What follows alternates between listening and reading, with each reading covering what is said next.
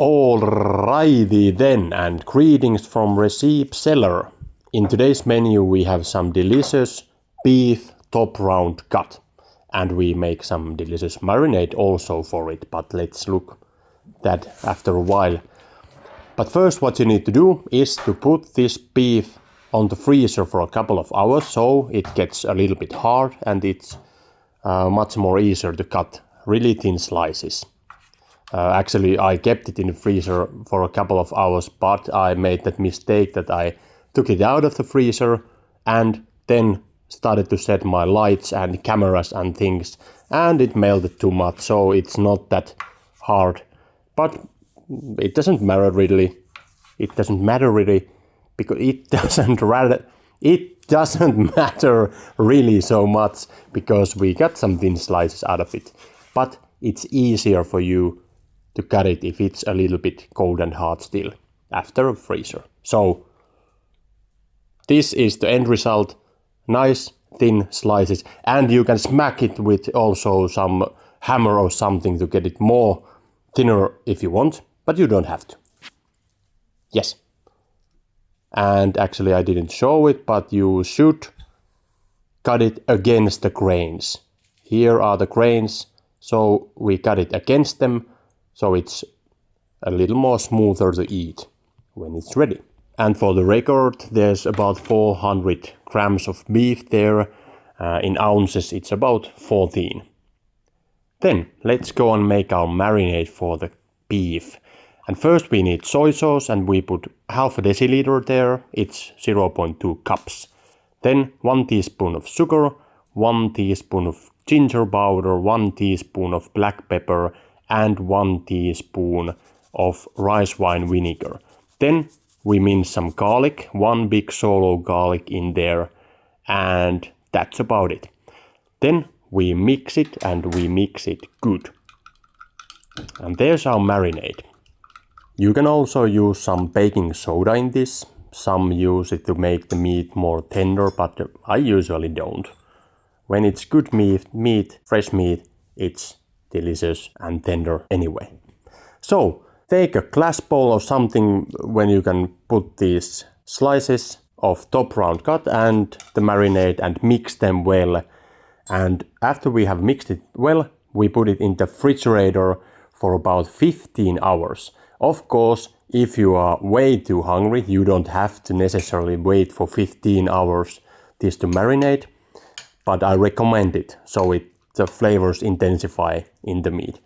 If you are just in a hurry, you can also pan fry these straight from on here, but I highly recommend to keep it in the fridge for a while.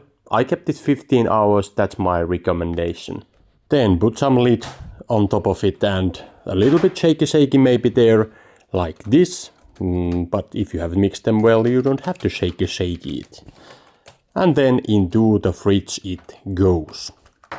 And meanwhile, now that you have 15 nice long hours to use and enjoy life, you can play a game of chess or take a nap or something. I don't know, use that time as you like.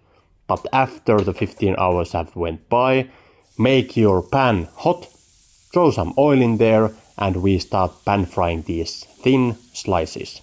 And there's 2 important things to remember as pan frying these. And number 1 is make your pan super hot. It needs to be hot. And number 2, don't put too much these on the pan at the same time.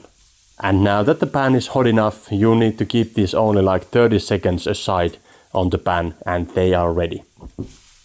So it's quite simple, not too much time, just remember to keep your pan hot enough, and don't put too much these at the same time on the pan. Like 30 seconds aside, and when they look like this, they are just fine and ready. And now that these are ready, I give you one bonus recipe for the side dish. So take a couple of tomatoes, cut them in half, put some olive oil in there in the pan, then just like 5 minutes or so pan fry these tomatoes in the middle heat, throw some salt on top of there, and they are good to go. So just a quick pan frying, and this doesn't have to be soft or anything. they are ready in a minute. Actually in 5 minutes. You can keep them longer if you want. And here we can see our pan-fried beef top round cut, thin slices, marinated 15 hours in the fridge, and they are ready to be devoured. You can eat this with mashed potatoes, you can make some gravy for these, some peppery cream sauce, it's good. But this time I ate it with those tomatoes. So let's check what kind of dish we had here. So those beef slices, then those pan-fried tomatoes, and actually we finished these tomatoes with dried oregano, and then we put a pinch of black pepper there also. And after black pepper we put some fresh basil on top of it. And I remind you at this point that you can also subscribe to my channel if you like this video and want to see some more of these cookings, or like this video or something. But anyway, we put also some olive oil in there. And here we are. It's like some kind of mixture of Asian kitchen with the beef and some Italian kitchen with those tomatoes and basil and oregano and olive oil. But anyway, it's delicious. So thank you for watching this video and we see you on the next one. Bye!